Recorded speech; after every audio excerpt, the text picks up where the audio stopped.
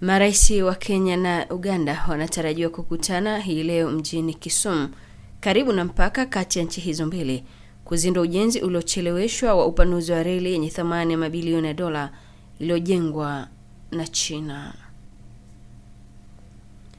Reli hiyo inapaswa kufika katika mpaka huo mnamo Juni mwakani ikiwa mpango huo utazingatiwa.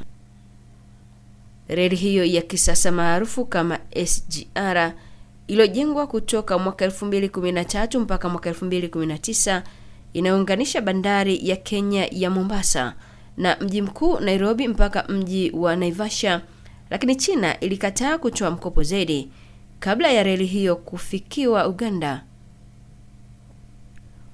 Siku ya Alhamisi, Rais wa Kenya William Ruto alizindua ujenzi wa awamu inayofuata katika kaunti ya Narok na kusema mradi huo hautochochea ukuaji wa uchumi wa kikanda na kuifanya Kenya kuwa kitovu kikuu cha usafirishaji Afrika Mashariki na Kati, huku ikizalisha nafasi za ajira na kupunguza msongamano barabarani. Aidha, marais wa Kenya na Uganda wamekutana mjini Kisumu, karibu na mpaka kati ya nchi hizo mbili, kuzindua ujenzi uliocheleweshwa wa upanuzi wa reli yenye thamani ya mabilioni ya dola uliojengwa na China, mradi ambao umeiacha Kenya kwenye deni kubwa.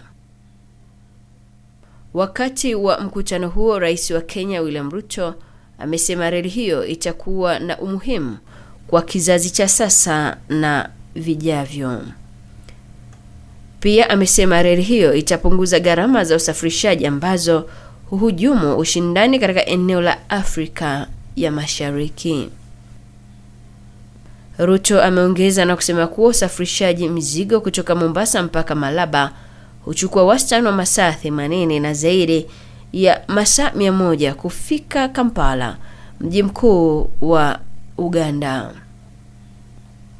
Kwa upande wake, Rais wa Uganda Yoweri Museveni amesema reli hiyo itapunguza changamoto za miundombinu nchini mwake na kwamba usafiri wa reli ni sehemu ya urekebishaji wa mfumo wao wa usafiri, hasa kwa upande wa Uganda ambao kuna uharibifu mkubwa.